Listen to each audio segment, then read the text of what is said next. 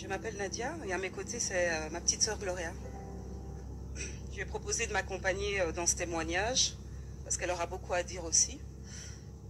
Alors je vais essayer vraiment de vous expliquer ce témoignage très douloureux, très émouvant pour moi en tout cas, du mieux que je peux. C'est une longue histoire. Donc c'est le témoignage d'un châtiment que Dieu m'a fait subir il y a quelques mois en fait. Donc comme dit l'apôtre Chora, Dieu me cherche depuis très très longtemps et je n'ai jamais répondu à ses appels. Dieu est un Dieu lent à la colère, comme on dit, mais au moment où il sévit, et ça fait mal. Je vais peut-être commencer par introduire un peu le contexte de vie dans lequel je vivais avant que Dieu m'appelle, avant que je donne ma vie au Seigneur. Donc j'ai commencé ma vie de couple déjà très très mal. Donc j'ai 2 enfants. Donc je n'étais pas mariée quand j'ai eu ces enfants. Donc je vivais dans une relation hors mariage, ni bénie par le Seigneur, ni bénie par la famille. Parce que la famille était contre. Je me suis entêtée. Je suis partie très tôt de la maison, enceinte. Et j'ai eu une vie de couple, quand on n'a pas le Seigneur, vous imaginez la vie de couple qu'on peut avoir, très très chaotique, qui se soldait par des violences physiques et verbales, par des tromperies, des infidélités à tire-larigot, par des séparations, des réconciliations, etc. Enfin, c'était vraiment le chaos total, et cela pendant des années. Jusqu'au jour où, il y a 4 ans, j'ai décidé de donner ma vie au Seigneur parce que j'en pouvais plus. J'avais des envies de suicide pendant ma relation de couple avec le père de mes enfants. J'étais tout le temps dépressive, donc j'étais dans l'alcool, j'étais dans la cigarette, mais vraiment plus, parce que je fumais beaucoup, énormément. J'avais un esprit de colère tout le temps en moi, et j'étais tout le temps en dépression. Donc sous cachet, antidépresseurs et compagnie. Alors il y a 4 ans, j'ai donné ma vie au Seigneur, donc je me suis fait baptiser dans une église. Et là, j'ai commencé une vie de méditation donc avec le Seigneur. Et le Seigneur m'a donné des réponses par rapport à ma vie de couple que je menais. Et il m'a fortifié, il m'a donné le courage de quitter donc le papa de mes enfants. Donc je l'ai quitté, je suis retournée en famille. Et il a pris son chemin et j'ai pris le mien.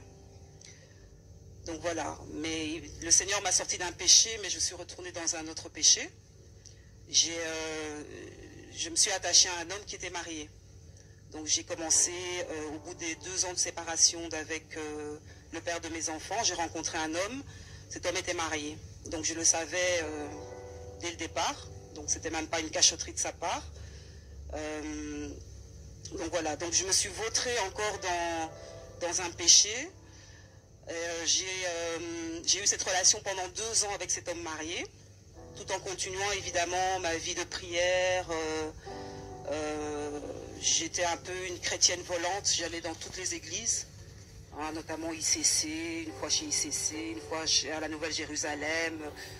Je faisais toutes les églises parce que je me disais Dieu est partout, donc je peux prier n'importe où. Et dans cette relation, Dieu m'a interpellée plusieurs fois par le canal de différentes personnes.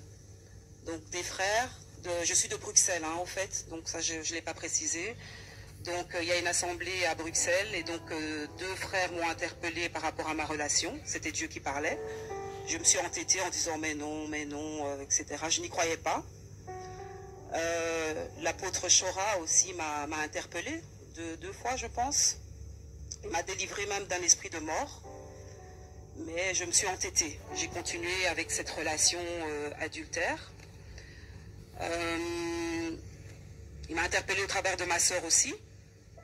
Je n'ai pas écouté. Je disais mais non, c'est le Seigneur qui veut aussi, etc. Enfin, j'étais vraiment très voilée à ce moment-là et je n'ai pas écouté le Seigneur. Et donc au mois de mai, la semaine du 20 mai, j'ai commencé à me sentir très bizarre. J'ai commencé à être animée d'un zèle excessif. J'étais hyper active. je parlais, j'avais un débit de parole très intense. Les gens ne me comprenaient pas, et même dans le cadre de mon boulot, mes collègues me disaient mais enfin, Ladia, tu as beaucoup d'énergie, enfin, il y a quelque chose qui ne va pas, est-ce que tu es en dépression? Et moi, je disais, mais non, tout va bien, je pétais la forme, etc. Mais on voyait très bien que j'étais déjà animée d'esprits qui me tourmentaient, en fait. Le 28 mai, c'est ce jour-là où tout a basculé, où j'ai su que j'étais prise par des esprits démoniaques et sataniques. J'ai commencé à perdre la mémoire. Et j'ai commencé aussi à devenir folle, en fait, à perdre l'esprit. Et donc ma famille remarquait qu'il y avait des choses qui n'allaient pas. Et en même temps, j'écrivais beaucoup. Donc j'étais aussi habitée par le Saint-Esprit, parce que tout ce que j'ai écrit, j'ai quelques phrases, je pense dont je dois parler, parce que je pense que c'est pour le peuple de Dieu. C'est Dieu qui m'a guidée dans ces phrases-là. Donc c'est des phrases que je ne peux pas garder pour moi. C'est des messages qui viennent de Dieu. Donc j'écrivais beaucoup, notamment je disais, je perds ma mémoire, je m'en vais avec mes péchés, garder mes filles, c'était comme un testament. Moi je ne me souviens même pas, hein, je me suis souvenue de tout cela lorsque je suis sortie de l'hôpital, parce que j'étais à l'hôpital psychiatrique. Donc voilà, pour revenir au 28 mai, j'ai commencé à perdre la tête et perdre la mémoire ce jour-là. Et ma mère m'a demandé, est-ce que tu veux qu'on appelle des frères pour prier pour toi? J'ai dit oui. On a appelé, excusez-moi. Dieu est grand. Gloire à Dieu. Publiquement ici, je lui dis pardon. Et il m'a fait grâce, parce qu'aujourd'hui, j'ai la grâce de pouvoir vous parler. Parce que j'étais morte. Donc ces frères sont venus prier à la maison. Et là j'étais folle, quoi. Ça c'est un témoignage que plus ma soeur pourra vous donner, parce que moi je ne me souviens plus tellement de ce qui s'est passé. Je sais que j'étais tourmentée par des esprits et je perdais la tête. Et un des frères a dit à ma soeur, on ne peut rien faire, c'est un châtiment de Dieu. Donc ça, c'est un châtiment pour toute votre famille. Ça ne concerne que la famille. Aucune personne extérieure ne peut la sortir de là. Il n'y a que vous. Ses frères sont partis. Et on a rassemblé toute la famille. Donc ma soeur ici, ma mère, mon frère, ma belle-sœur et ma fille, l'aînée. Pas la petite. La petite n'a que 13 ans, mais l'aînée a 19 ans. Donc on a estimé que bon voilà, elle était en âge adulte et que ça la concernait aussi. Donc toute ma famille a mis les genoux par terre. Et au fur et à mesure des prières, ma folie augmentait. Ma folie augmentait. Et donc il y a un passage que j'ai oublié. Hein. J'essayais vraiment de vous restituer les choses parce que tout était embrouillé dans ma tête jusqu'au moment où j'ai su que je devais témoigner. Donc le mardi 28, avant que je perde totalement la tête, j'ai quand même été travailler. Sur le chemin du boulot, j'étais dans une folie, mais je ne m'en rendais pas compte. Et il y avait des démons qui me poursuivaient, en fait. Donc Dieu m'a fait grâce, en tout cas, d'avoir des yeux spirituels ce jour-là. Donc j'ai vu l'autre dimension du monde, si vous voulez. Je ne sais pas comment expliquer ça. J'étais sur Terre sans être sur Terre. On dirait que j'étais dans une autre bulle, dans une autre dimension, où il y avait des démons humains. Hein, mais je savais que ces gens-là, il n'y avait que moi qui les voyais. Et ces gens-là me poursuivaient, en fait. Et j'ai été téléguidée de gauche à droite. Je suis arrivée au travail.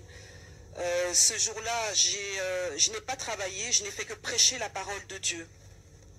Et je vous assure que même maintenant, je suis une nouvelle convertie.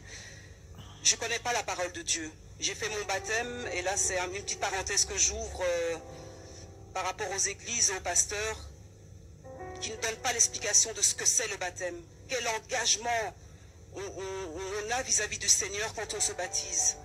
Donc, définir ce que c'est le baptême, l'engagement qu'on prend vis-à-vis de Dieu, ça, je ne l'ai pas eu. et la vie de sanctification qui suit le baptême. Donc moi, je n'ai pas eu tout ça dans l'église où j'ai fait mon baptême. Donc pour moi, j'étais baptisée et j'ai continué ma vie délabrée, de péché, sans me dire qu'il y avait une sanctification, qu'il y avait des commandements à suivre. Donc, où est-ce que j'en étais?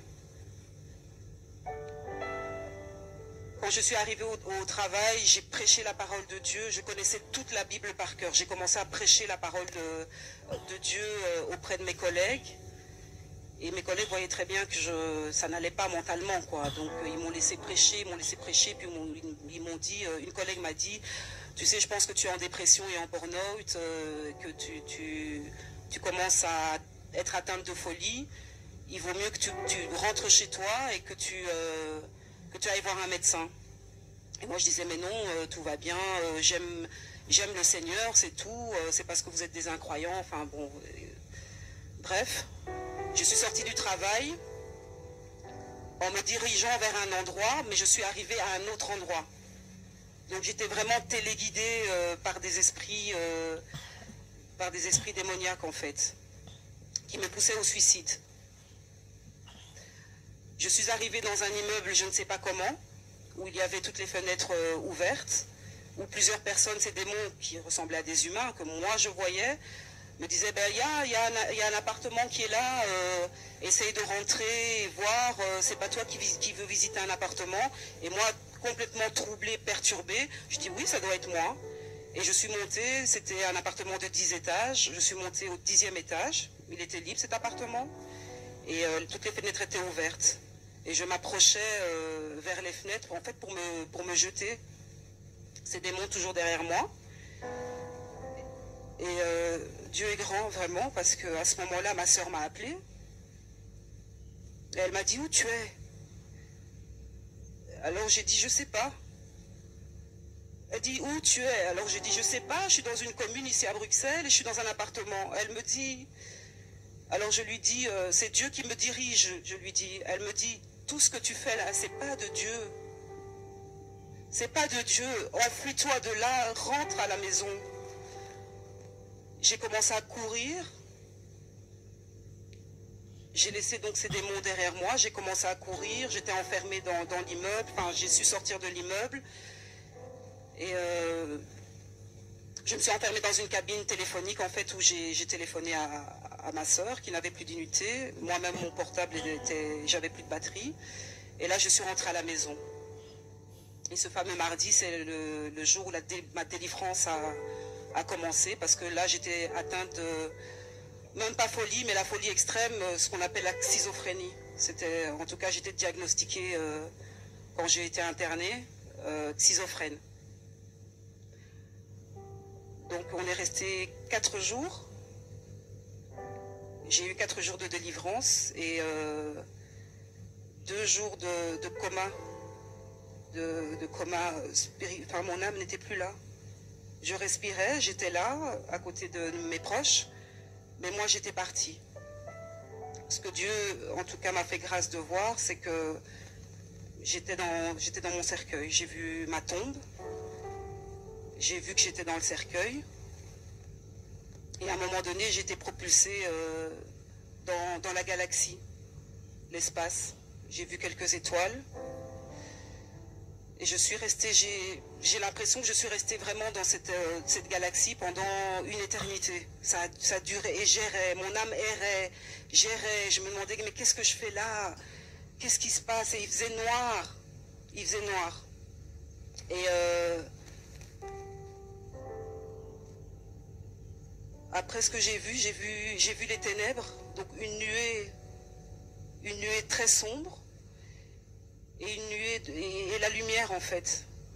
Donc j'ai compris par la suite, parce que j'entendais des voix, c'était vraiment les anges de Dieu et les suppôts de Satan qui se... pas négocier, parce qu'on ne négocie pas avec Dieu, mais le diable qui réclamait mon âme en fait, et ma vie. Et il disait, mais enfin, Seigneur, il y a un pacte qui a été fait, elle n'a pas suivi tes voies, elle n'est plus digne d'être appelée enfant de Dieu.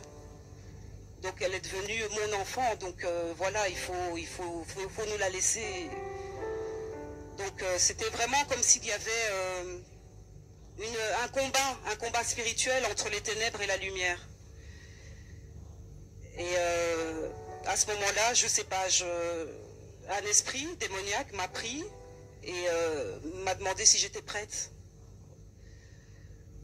Et il m'a dit, regarde en bas, là-bas, le trou noir que tu vois, on va y descendre.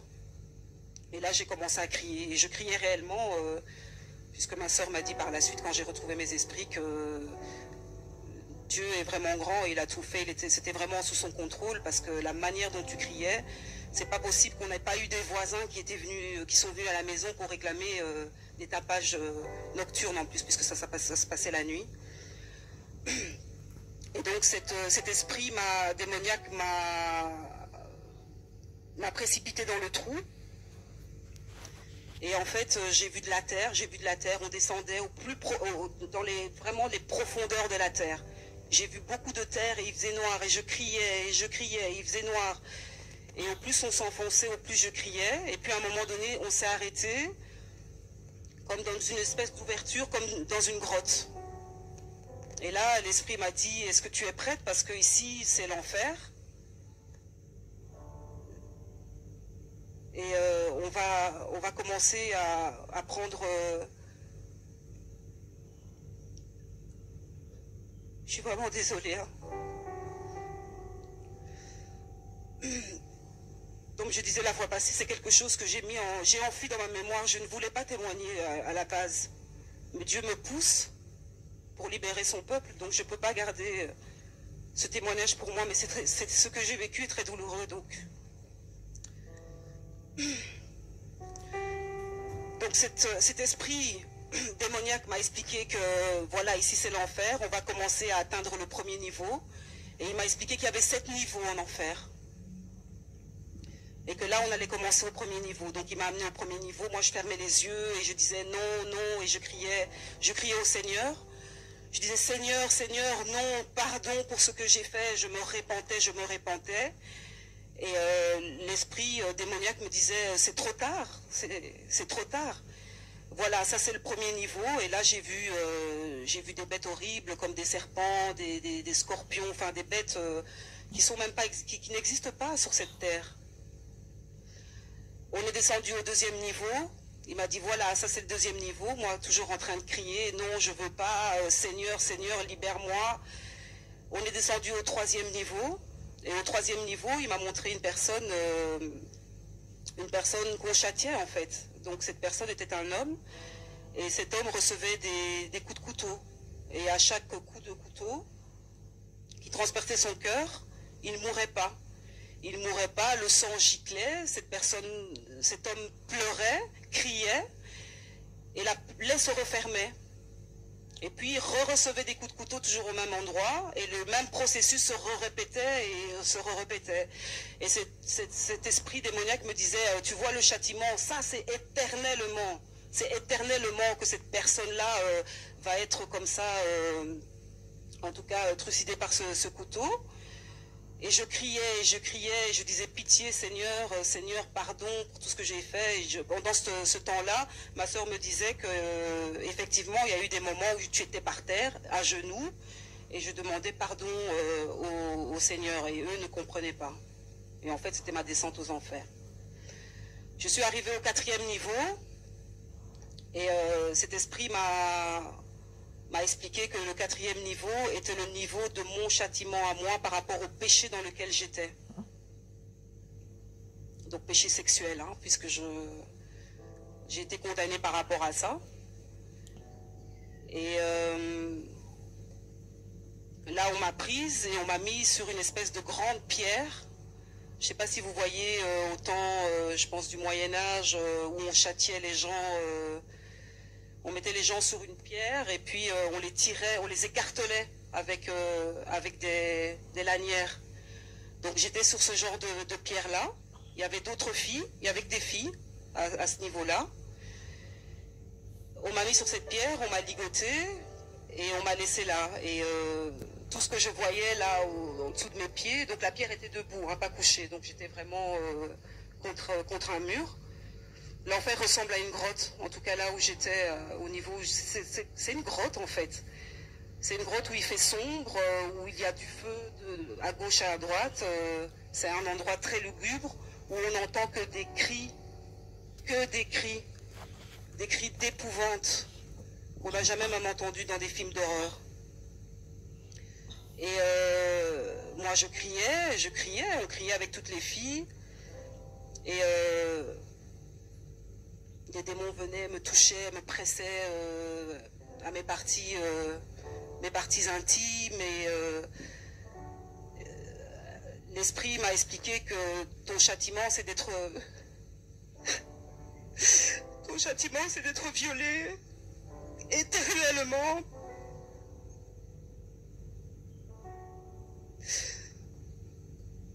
Et j'étais violée par un démon, que je pense être Satan. Il ne s'est pas présenté. On était toutes violées par ce même démon.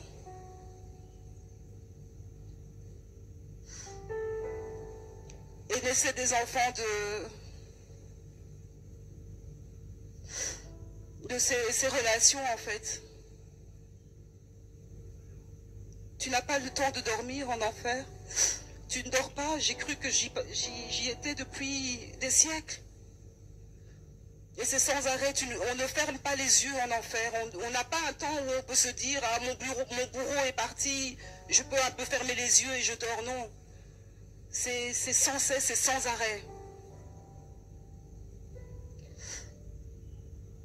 J'ai pas vu le 5e, 6e et 7e niveau. Tant mieux. Parce que moi, mon châtiment s'arrêtait là, en fait. Hein. Donc, comme j'ai expliqué, en fonction du péché dans lequel on est, c'est ce que j'ai compris, c'est ce qu'on m'a expliqué en tout cas, c'est ce que l'esprit m'a expliqué, il y a des niveaux. Il y en a 7. Et vous vous rendez compte le niveau où moi j'étais, plus que la moitié, quoi. Enfin, j'étais presque au niveau du 7e pour moi. Donc le péché de l'immoralité sexuelle est un péché sévèrement puni. Et je priais quand j'étais en enfer. J'ai pas cessé de prier mon Dieu, j'ai pas cessé de demander pardon. J'ai déposé le pardon aussi auprès de la femme de cet homme. Parce que c'est vrai qu'on pêche contre Dieu, mais dans les actes que l'on pose, il faut aussi voir la personne à qui on fait du mal, qui est aussi un enfant de Dieu. Donc moi j'ai demandé pardon,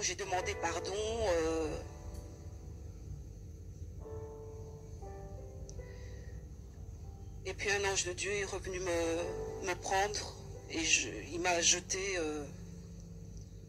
jeté près du parvis de notre Seigneur, où là je me suis repentie et j'étais à genoux devant le parvis. Voilà. Je ne sais pas si je suis passée à côté de... Oui. Et donc pendant mes songes et mes délires, je ne sais pas comment interpréter ça, mais bon, je vais quand même témoigner de ça. Je me suis vue en fait crucifiée comme Jésus-Christ en fait. On m'a attachée sur une croix. Et cette croix a été mise dans une église catholique. On va comprendre, je ne sais toujours pas comment interpréter cela. On m'a mis dans une église catholique. Ensuite, cette croix s'est retrouvée à la maison, moi dessus. Et quand je suis arrivée à la maison, je voyais tout le monde affairé en train de faire ses valises, ma mère, ma soeur... ma belle-sœur, mon frère, les enfants, tous mes neveux, nièces, il y avait deux frères aussi qui étaient là de l'assemblée et qui se préparaient. Et je me demandais, mais qu'est-ce qui se passe? Et ma fille aînée m'a dit, maman, toi tu as choisi le mauvais chemin. Nous, on a donné notre vie à Christ, donc on part. Donc c'était l'enlèvement en fait. Et moi, je pleurais, je disais, mais non, il ne faut pas me laisser, etc. Et là, j'ai vu toute ma famille se jeter sur moi et me coller au sol pour leur permettre, eux, de partir, en fait. Et donc, ils sont partis, ils ont fermé la porte, une soucoupe volante avec une grande lumière est venue, ils se sont propulsés dans les airs, tous.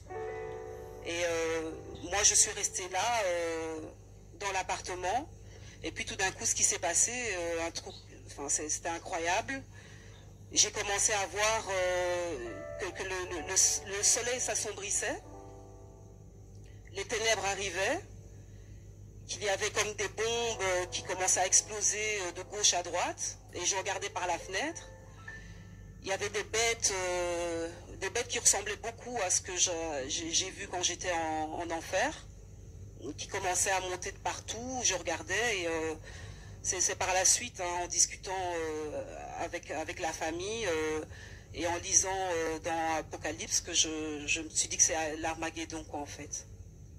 Où les gens s'entretuaient entre eux, il y avait des démons partout, enfin quelque chose de vraiment horrible. Il faisait noir, il y avait du feu partout, il y avait des bêtes qui datent du temps des dinosaures, qui crachaient du feu. Et donc voilà. Moi, je restais en enfer, enfermée, et ma famille était partie pour l'enlèvement. Donc voilà, je pense que j'ai plus ou moins tout dit. Je ne sais pas si... Voilà. Bonjour. Voilà, je voudrais remercier le Seigneur vraiment de nous avoir fait cette grâce de venir aujourd'hui pour témoigner. Et je remercie également le Seigneur de nous avoir fait grâce pour tout ce qui s'est passé dans ma vie depuis ma conversion. Je suis convertie depuis 8 mois et ma famille priait déjà en fait. J'étais la seule qui ne voulait rien savoir de Dieu. Non pas que j'y croyais pas, mais j'étais pas prête. Je vivais ma vie pour moi assez bien parce que je travaillais, j'ai un petit garçon. Ne connaissant pas le Seigneur, j'ai été mariée et divorcée. J'ai un garçon de 12 ans. Et j'étais la rebelle de la famille. Je voulais rien savoir du Seigneur. Mais on peut monter, on peut descendre. Quand le Seigneur t'appelle, il nous a fait grâce. Et vraiment, je le remercie de tout cœur. Parce que ce qu'on a vécu avec ma sœur, à la maison, c'était un châtiment pour tout le monde. Tout le monde vivait sa vie. Tout le monde ne s'occupait que de soi. Et je pense que le premier enseignement que Dieu nous a donné, c'était ça. Parce que nous avons un Dieu de famille, qui aime la famille. Et la semaine que ma sœur raconte ici, c'est une semaine terrible. Pour nous, ça a duré 1 an. Moi, j'ai l'impression de revivre seulement maintenant. Le Seigneur m'a donné la force de supporter tout ça malgré mon début de conversion. Parce que quand ça s'est arrivé, j'avais que 6 mois de conversion. J'avais le feu. J'allais aux enseignements tout le temps. Donc ça m'a permis de beaucoup comprendre ce qui arrivait, de saisir très vite. Par la grâce de Dieu. Tout ce que je voulais dire aussi, c'est qu'effectivement, elle priait dans des églises de système. Moi, je ne priais pas du tout. Je ne supportais pas d'aller dans ces églises. Est-ce que c'est une grâce? Je ne sais pas. Mais il nous a permis d'avoir le message de vérité par mon biais. Donc c'est à ce moment-là qu'à la maison, tout le monde vivait sa vie, mais c'était le repos, les gens s'entendaient bien. Mais quand j'ai amené ce message de vérité, c'est devenu l'enfer déjà. Moi et ma mère, on se disputait tout le temps, pourtant on s'entend bien. Ma sœur commençait à dévier, donc elle passait du chapelet à Ave Maria, Sainte Marie, pour essayer de combler le péché dont elle vous a parlé tout à l'heure. Parce que moi, j'arrêtais pas de lui prêcher que c'était pas bon et que Dieu ne faisait pas d'exception pour tel ou tel enfant, que on était égaux aux yeux de Dieu. Mais elle me prétendait que, effectivement, ce qu'elle a oublié de dire, c'est qu'elle a tellement chipoté dans le péché qu'elle a eu même la vision d'un ange de lumière qui s'est présenté comme étant l'ange Gabriel, qui lui a dit « tes péchés sont pardonnés ». Donc pour elle, elle était dans le bon et que ce mari allait divorcer de sa femme pour se marier avec elle. Donc elle vivait sa vie en pensant qu'elle était consciemment une bonne enfant de Dieu. Et on dit on a des alliances avec le Seigneur. Moi, quand je me suis convertie, j'étais pour moi, dans ma tête, j'étais bien. Je gagnais ma vie, je voyageais tout le temps. Quand je voulais partir, j'avais ma maman qui gardait mon fils. J'avais l'impression que tout allait bien. Mais moi-même, je m'enfonçais dans un secteur un métier, dans un secteur professionnel qui m'a donné tout de suite un esprit de Jézabel. J'avais la sirène des eaux, voilà, j'étais aussi possédée, on peut l'imaginer vu que je ne connaissais pas du tout le Seigneur, et j'ai changé radicalement. Et c'était le secteur du cosmétique, pour peut-être affirmer. Donc la séduction est très forte. Pourtant, j'étais pas ni mannequin, ni vendeuse, non, j'étais commerciale. Il fallait que je trouve des contrats, en fait. Mais ça m'amenait à recevoir très souvent des hommes d'affaires, et je commençais à développer une attitude, voilà, que l'éducation que ma mère m'a donnée, ça ne la glorifie pas, et ça ne glorifiait certainement pas le Seigneur non plus. Donc le Seigneur m'a vraiment soulevée au vol, parce que je commençais à être vraiment démoniaque. Mais pour revenir à la semaine de ma sœur, elle a beaucoup mélangé. Elle avait le chapelet à la maison, elle avait un livre de saints, elle parlait du coq à l'âne au niveau des églises du système. Et elle a eu une semaine de Pentecôte où là vraiment tout a valsé, parce que dans une église, je dirais le nom, elle a eu une semaine où il y avait une semaine de jeûne, où il fallait qu'elle jeûne, aller prier là-bas, et elle est revenue avec le feu en disant qu'elle avait eu qu'elle a eu son baptême de Pentecôte. Et c'est là que tout a commencé, en fait. Bien avant la semaine où elle a commencé à délirer, elle délirait déjà. Et moi, Dieu me mettait à cœur vraiment de prier. Donc moi-même, je m'étais mis en jeûne, et Dieu était déjà au contrôle. Donc la semaine où elle a déliré, elle était vraiment, vraiment, vraiment loin. On n'avait jamais, enfin je pense que même dans les films que j'ai vus, je n'ai jamais vu une démence aussi. L'exorciste, elle avait, un moment je lui ai demandé qui elle était, et 2 jours plus tard, elle m'a répondu qu'elle était Légion. Elle avait des esprits guerriers comme pas possible. Elle nous a tous tapés. Elle insultait, elle crachait, elle faisait ses excréments où elle était. C'était la totale. Et Dieu a vraiment permis que l'on puisse la libérer à la maison, en famille, parce qu'on habite un 7e étage dans un immeuble social, donc de grande famille, et personne ne s'est plaint, or que d'habitude, même quand on tire la chasse, voilà. Donc c'était très dur. Je ne savais pas comment faire. En tout cas, là, j'avais beau prier, le Seigneur aussi entre guillemets, m'a donné ma leçon, puisque j'étais je disais toujours être famille. Je disais toujours que j'étais une fille qui aimait la famille, mais le Seigneur vous montre vraiment les profondeurs de votre cœur. Quand vous vous convertissez, il commence à travailler votre cœur. Il est encore en train de travailler là en ce moment, et c'est très dur. Et voilà, il fallait que tout le monde se répande. Donc on s'est tous mis à genoux. On devait se répandre. Ma soeur a 40 ans. Moi, je suis la cadette, j'ai 33 ans. Et il fallait qu'on aille 20 ans en arrière. On essaye de se repentir de tout ce qu'on avait fait. Donc c'est une grâce. C'est vraiment une grâce énorme qu'on a eue. Il n'a pas arrêté de nous bénir depuis qu'on a passé cette étape. Et je remercie le Seigneur, parce que on n'est pas digne de recevoir cette bénédiction. Vraiment, je sais même pas, j'ai pas de mots. Merci, c'est tellement peu, je sais pas comment exprimer.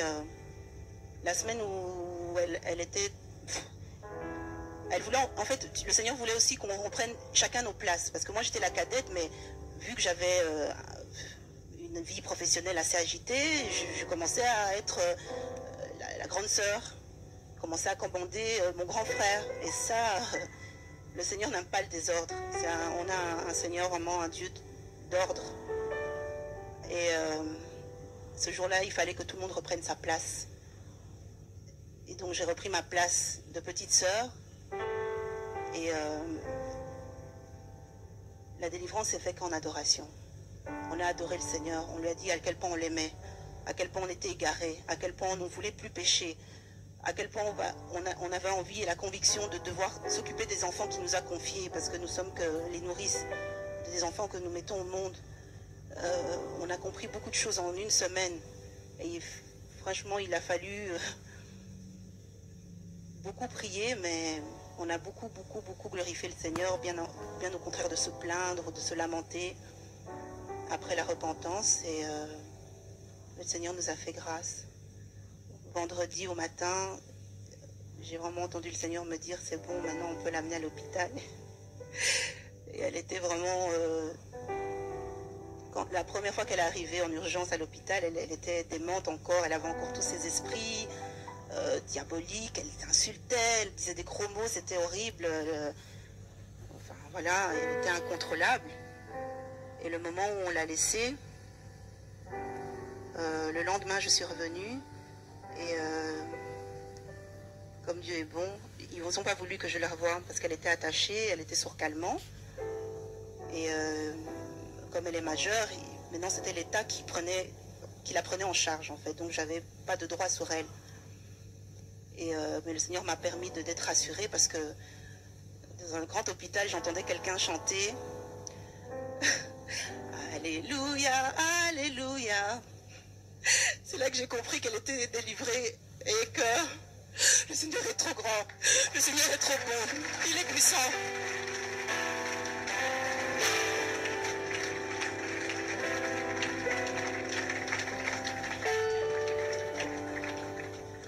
Je tiens aussi à remercier le Seigneur parce que depuis que je me suis convertie, l'alliance que tu fais avec le Seigneur, il est trop fidèle.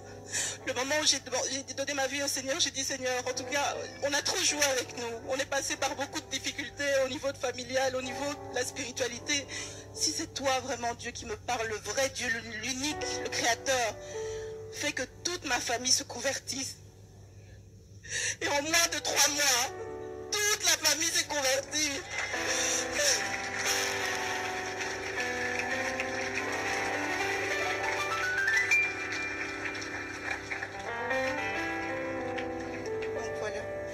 Merci beaucoup.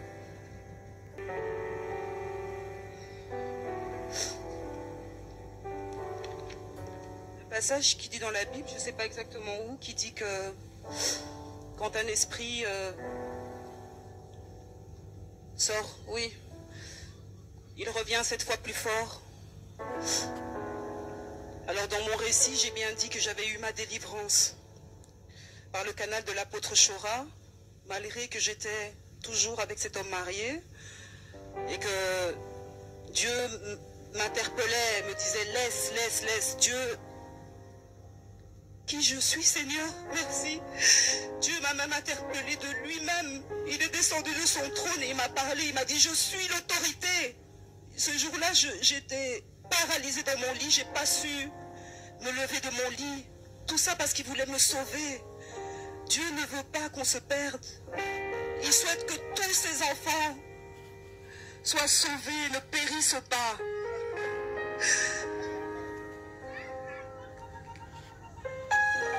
On est un Dieu d'amour. On est un Dieu miséricordieux. Quel est le Dieu qui est parti négocier mon âme, qui était déjà en enfer, je méritais l'enfer. Beaucoup de gens croupissent là-bas. C'est horrible, frères et sœurs, c'est horrible. L'enfer existe. Moi, j'en doutais. Et je pense que c'est par ce doute-là aussi qui m'a fait voir les choses. Je doutais de l'enfer. J'y croyais pas.